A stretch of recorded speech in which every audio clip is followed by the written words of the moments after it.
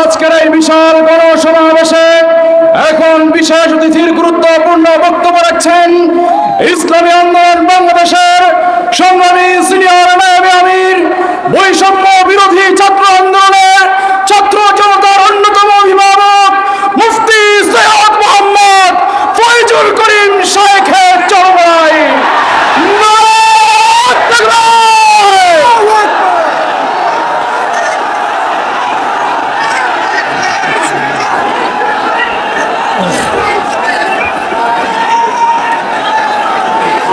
আসসালামু আলাইকুম ওয়া রাহমাতুল্লাহি ওয়া বারাকাতুহু। নাহমাদু ওয়া নুসাল্লি আলা রাসূলিহিল কারীম। আম্মা বা'দ। আউযু বিল্লাহি মিনাশ শাইতানির রাজীম। বিসমিল্লাহির রহমানির রহিম। ওয়া তিলকাল আইয়ামু নুদাবিলুহা বাইনান নাস। সাদাকাল্লাহুল আলিয়্যুল আযীম। আল্লাহুম্মা সাল্লি আলা মুহাম্মদ ওয়া আলা আলি মুহাম্মদ। ইসলামী আন্দোলন বাংলাদেশ কর্তৃক আয়োজিত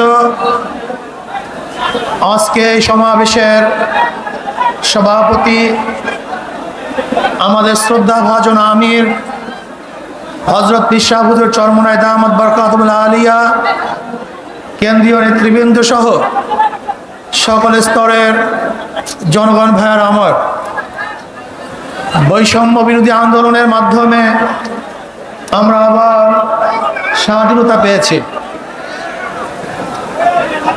আপনাদের কথা মনে রাখতে হবে, আজকে যে ভূখণ্ডে দাঁড়িয়ে আছেন এই ভূখণ্ড কিন্তু একবার স্বাধীন হয় নাই। একবার আমরা ব্রিটিশদের বিরুদ্ধে আন্দোলন করেছিলাম স্বাধীনতার জন্য। সেই আন্দোলনের দাবি কি ছিল? ন্যায্য অধিকার। ব্রিটিশ মুসলমানদের বিরুদ্ধে, এদেশের মানুষের বিরুদ্ধে জুলুম অত্যাচারের স্টিমুলার চালিয়েছিল।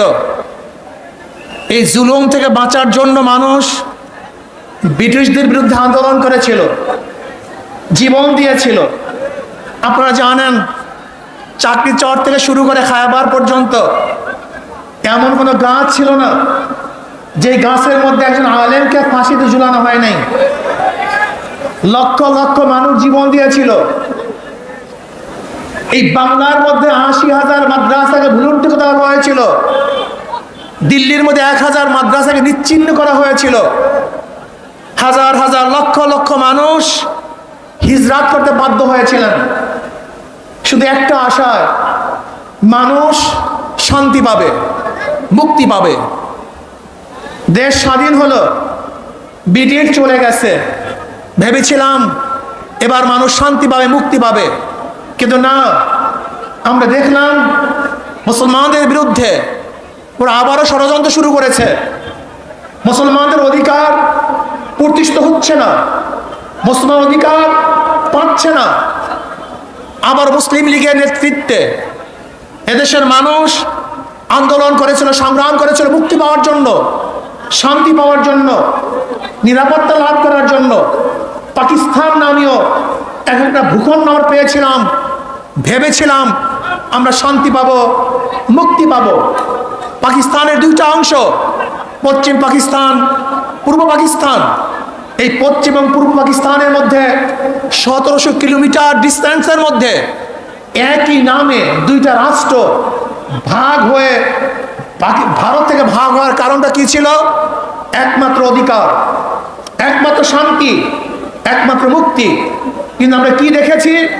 পশ্চিম পাকিস্তানের লোক আমাদেরকে মুক্তি দেয় নাই, অধিকার ফিরিয়ে দেয় নাই। তারা বৈষম্যতা সৃষ্টি করেছে। চাকরি বড় চাকরি তাদের, ছোট চাকরি আমাদের, ভালো খানা তাদের, খারাপ খানা আমাদের। ভালো পড়বে তারা, খারাপ পড়বো আমরা। আবার মানুষ আন্দোলন সংগ্রাম করেছে বৈষম্যের বিরুদ্ধে, যে না, আমরা সাম্যতা চাই, আমরা প্রত্যেক অধিকার ফিরে পেতে চাই। এর জন্য দেওয়া হয়েছিল ৬ দফা, ১১ দফা, ১৮ দফা, ২১ দফা। মানুষের সেই দফার মধ্যে শুধু একটাই স্লোগান ছিল, আমরা মুক্তি চাই, শান্তি চাই। এই শান্তি পাওয়ার জন্য মানুষ আবার অস্ত্র ধরেছিল, জীবন দিয়েছিল, রক্ত দিয়েছিল। মানুষ এদেশ থেকে বিদেশে পালাতে বাধ্য হয়েছিল শুধু একটা আশায়, মানুষ শান্তি চায়, মুক্তি চায়। দেশ স্বাধীন হয়ে গেল হাজার রক্তের বিনিময়, জীবনের বিনিময়, কিন্তু না, ৭৫ আমরা কি দেখলাম? আমাদের দেশের মানুষ যাদের নেতৃত্বে এদের স্বাধীন হয়েছিল তাদের বিরুদ্ধে আন্দোলন করেছে, সংগ্রাম করেছে। কারণটা কি? মুক্তি দিতে পারে নাই, মানুষের অধিকার ফিরিয়ে দিতে পারে নাই, বৈষম্যতা রক্ষা করতে পারে নাই, সাম্যতাকে প্রতিষ্ঠিত করতে পারে নাই। মানুষ আবারও আন্দোলন করেছে, আবারও সংগ্রাম করেছে। আন্দোলন করলাম, সংগ্রাম করলাম, সরকার পরিবর্তন করলাম। আজকে দেশের স্বাধীনতার বয়স 52 বছর। এই 52 বছরে যারা এদের শাসন করেছে তারা একজন শাসক ছিল না, সবাই শোষক ছিল। যারা 52 বছর এদের শাসন করেছে তারা জনগণের কল্যাণে কাজ করে নাই, নিজেদের দল এবং নিজের কল্যাণে কাজ করেছে। এই 52 বছর যারা শাসক ছিল তারা মানুষের অধিকার প্রতিষ্ঠিত করতে পারে নাই, বরং নিজের অধিকার প্রতিষ্ঠিত করেছে, নিজের দলের অধিকারকে প্রতিষ্ঠিত করেছে। এরপরে আবার আন্দোলন হলো, এই 24 সনে আন্দোলন হলো। আপনারা আন্দোলনে শরীক ছিলেন, মনে রাখতে হবে বৈষম্য বিরোধী আন্দোলনের ছাত্রদের প্রথম ভূমিকা ছিল।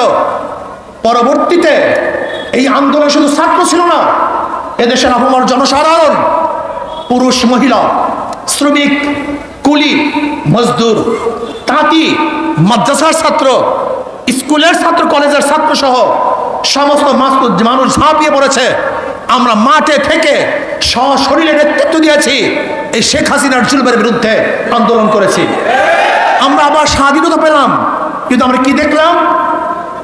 যেই কারণে মানুষ স্বাধীন করেছে দেশ, যেই কারণে মানুষ জীবন দিয়েছে, কিন্তু আমরা দেখলাম সেই স্বৈরাচার খুনি শেখ হাসিনা বিদায়ের পরে আবার জুলুম, আবার অত্যাচার, আবার অবিচার, আবার আগুন, আবারও খুন, আবারও দখলদারি, আবারও চাঁদাবাজি।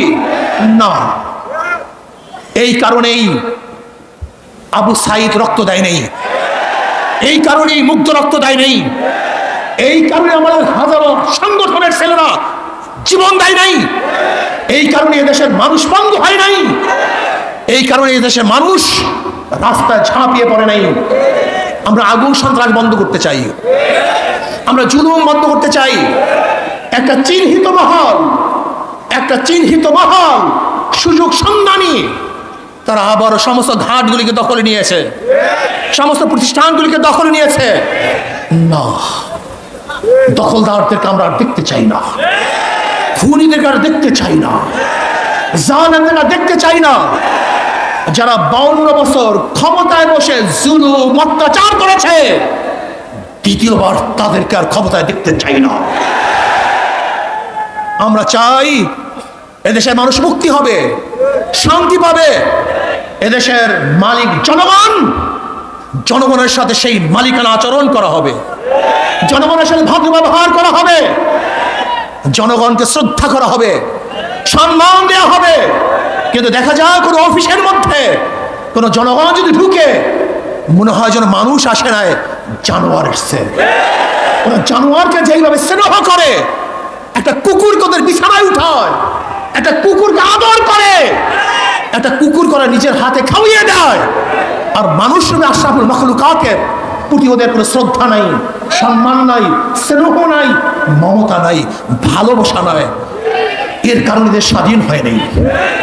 জনাবে মুহাম্মদ রাসূলুল্লাহ সাল্লাল্লাহু আলাইহি ওয়াসাল্লাম যেরকম ফতে মক্কার দিন ঘোষণা দিয়েছিলেন, আজকে কে আমির, কে মামুর, কে সাদা, কে কালো, কে কুরাইশ, কে নন কুরাইশ, কে গোলাম, কে মালিক, এর কোনো ভেদাভেদ থাকবে না। সবাই আশরাফুল মাখলুকাত মানুষ, সবার অধিকার সমান থাকবে। কে দল করে, কে দল করে না, কি আমার দল করে, কে অন্য দল করে, কে কালো আর কে সুন্দর, কে বড়লোক, কে গরিব, কে শিক্ষিত, কে মূর্খ, না, এরকম ভেদাভেদ আমরা চাই না। কে মুসলমান, কে হিন্দু, কে খ্রিস্টান, এই ধর্মীয় বৈষম্যতা আমরা চাই না। এদেশের প্রত্যেকটা নাগরিকের অধিকার সমান থাকবে। আমরা সবাই বাংলাদেশি, আমরা সবাই বাংলাদেশের নাগরিক। আর স্বাধীনতা এবং জুলুম নির্যাতনের ব্যাপারে একমাত্র গ্রান্তি দিতে পারে ইসলাম। ইসলামের বাহিরে কোনো নীতি আদর্শ সাম্যতা স্থাপন করতে পারে না, মানুষের অধিকারকে ফিরিয়ে দিতে পারে না। কাজে আসুন, আমাদের কর্ম শেষ নয়, আমাদের কর্ম এখনো অনেক বাকি আছে। সমস্ত মানুষের দ্বারে দ্বারে যেতে হবে, মানুষের সেবায় আমাদের আত্মাকে উৎসর্গ করতে হবে। ইসলামী আন্দোলন বাংলাদেশের প্রত্যেকটা মানুষের নিয়ত থাকতে হবে, আমরা একজন সেবক, আমরা জালেম নই।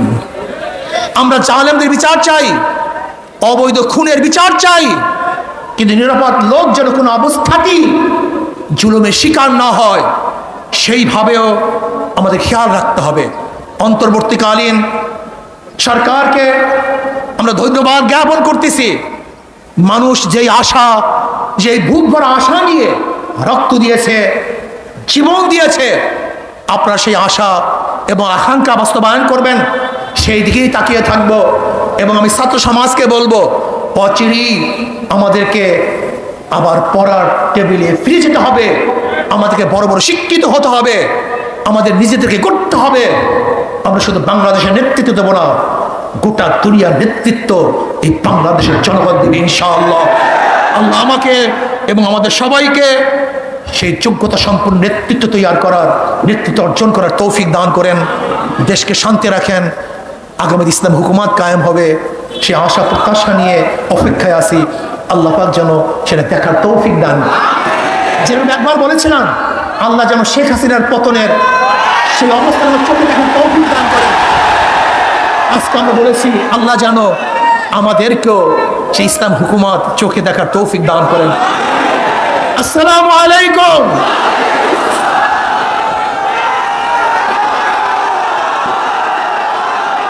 সমাবেত ভাই বন্ধুগণ,